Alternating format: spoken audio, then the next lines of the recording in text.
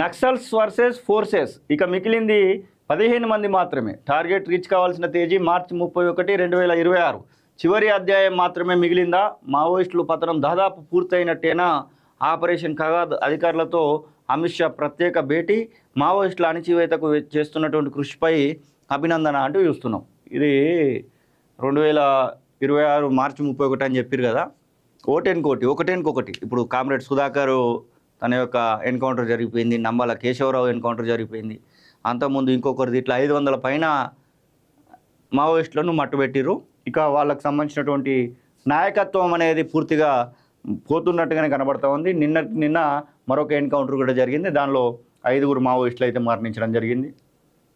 గత 2 ఏళ్లుగా నక్సల్స్ వర్సెస్ ఫోర్సెస్గా కొనసాగుతున్న రణరంగంలో భద్రతా బలగాలదే పైచేయిగా కనిపిస్తున్నది. ఛత్తీస్గఢ్ రాష్ట్రంలోని అబుజ్వాడ్ కేంద్రంగా మావోయిస్టులపై విరుచుకుపడుతున్న కేంద్ర భద్రతా బలగాల వలయంలో మావోయిస్టులు విలువిల్లాడుతున్నారు.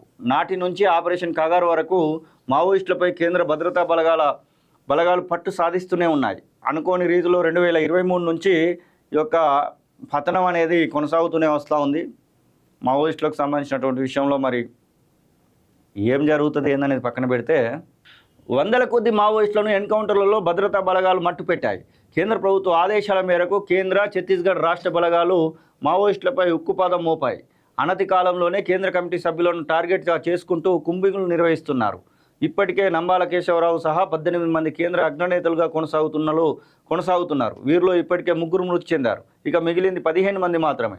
ఆపరేషన్ కగార్లో మావోయిస్టుల కదలికలను కనిపెడుతూ వారి జీవన గమనంపై దృష్టి సారిస్తూ వారిని మట్టుపెట్టడానికి కేంద్ర ప్రభుత్వం ప్రత్యేక ఆపరేషన్ నిర్వహిస్తూ వస్తున్నది.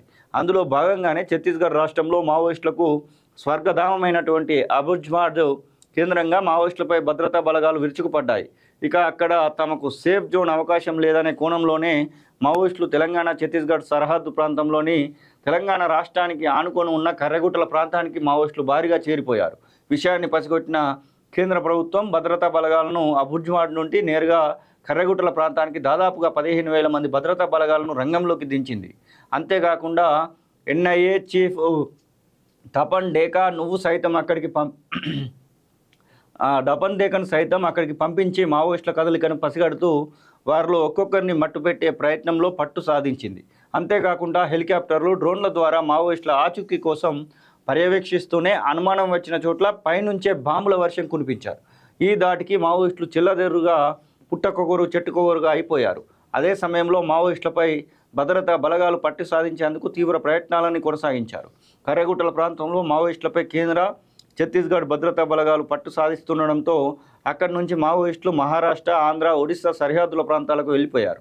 విషయాన్ని పసిగట్టిన భద్రతా బలగాలు సైతం మావోయిస్టులను వెంబడిస్తూ వారి యొక్క అంతం చేసేంత వరకు వదిలేది లేదని కుంభింగులను నిర్వహిస్తూ వస్తున్నారు. ఈ నేపథ్యంలోనే కేంద్ర కమిటీ సభ్యులు నంబాల కేశవరావు సహా 2 భద్రతా బలగాలు మట్టుపెట్టాయి. ఇక కేంద్ర కమిటీ సభ్యులు 15 మంది మాత్రమే మిగిలి ఉన్నారు. వారి కోసం భద్రతా బలగాలు ప్రత్యేక ప్రణాళిక రచించి వారిని వెంటాడడమే ధ్యేయంగా మధ్య భారతంలో అటవీ ప్రాంతాన్ని జల్లెడపడుతున్నారు. కేంద్ర ప్రభుత్వం అనుకున్న టార్గెట్ రీచ్ కావాల్సిన తేదీ మార్చి 31, 2026. ఇక మిగిలి ఉన్నటువంటి సభ్యులు 15 మంది. దీనిలో ఒక్కొక్కరు పోతూనే ఉన్నారు. దానికి సంబంధించి మావోయిస్టులను కోర్టులో హాజరుపరచాలని చెప్పేసి ఒకటి ఏదో ఫిల్లు కూడా పడ్డది. మరో ఎన్కౌంటర్లో 5 చనిపోయినట్టుగా చూస్తూ ఉన్నాం. అసలు ఇది దారుణమైనటువంటి మారణ హోమంగానే పౌర సంఘాలు అయితే చెప్పుకుంటూ ఉన్నాయి. అసలు ఇది కరెక్ట్ కాదు. ఇలా దొరకబట్టి చంపడం ఎంతవరకు కరెక్ట్ అవుతుంది? భారతదేశ పౌరులను భారతదేశంలో ఉన్నటువంటి సైన్యం ఎట్లా చంపుతుంది అన్నటువంటి ప్రశ్నలు కూడా వస్తూ ఉన్నాయి. బీజాపూర్ జిల్లా ఇంద్రావతి నేషనల్ పార్క్ అటవీ ప్రాంతంలో జరిగిన ఎన్కౌంటర్లో కీలక విషయాలు వెలుగు చూశాయి. ఎదురు కాల్పుల్లో 5 మావోయిస్టులు చనిపోయారు. మావోయిస్టులు ఏరువైతే లక్ష్యంగా కేంద్ర ప్రభుత్వం ఆపరేషన్ కగార్ నిర్వహిస్తున్నది.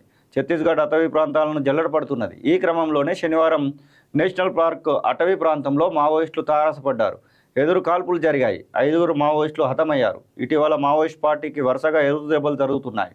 మొన్న నంబాల, నిన్న సుధాకర్, తాజాగా భాస్కర్ వరుసగా కీలక నేతలు హతమవుతున్నారు. సభ్యులు కూడా చనిపోతూ ఉన్నారు.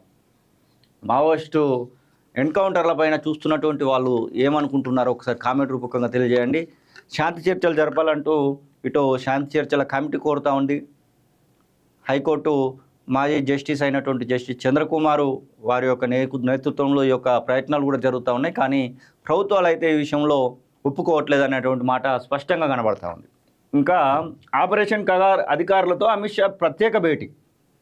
కేంద్ర ప్రభుత్వ హోంశాఖ మంత్రి అమిత్ షా ఆపరేషన్ కగార్ అధికారులతో శనివారం మధ్యాహ్నం ప్రత్యేకంగా భేటీ అయ్యారు. ఆపరేషన్ కగార్ ప్రారంభించినప్పటి నుంచి అధికారులు, భద్రతా బలగాలు కర్రగుట్టల ప్రాంతంలో చేస్తున్న కుంబింగ్పై కేంద్ర హోంమంత్రి అమిత్ షా అధికారులతో చర్చలు జరిపారు. మావోయిస్టుల అణచివేతకు అధికారులు, భద్రతా బలగాలు చేస్తున్న ప్రత్యేక కృషిని అభినందించారు అంటూ చూస్తూ ఉన్నాం. ఏది ఏమైనా మావోయిస్ట్ పార్టీకి మాత్రం ఒక గడ్డు కాలంగానే కనబడతా ఉంది. ఎందుకంటే ఒక రకంగా చెప్పాలంటే చివరి అంకం అంటా ఉన్నారు. విదేశాల్లో ఉన్నత విద్యను చదువుకోవాలని అనుకుంటున్నారా? అయితే వెంటనే ఫ్లైగ్రాడ్ ఓవర్సీస్ ఎడ్యుకేషన్ కన్సల్టెన్సీని సంప్రదించండి. మీ విదేశీ కలలను సాకారం చేసుకోండి. ఫ్లైగ్రాడ్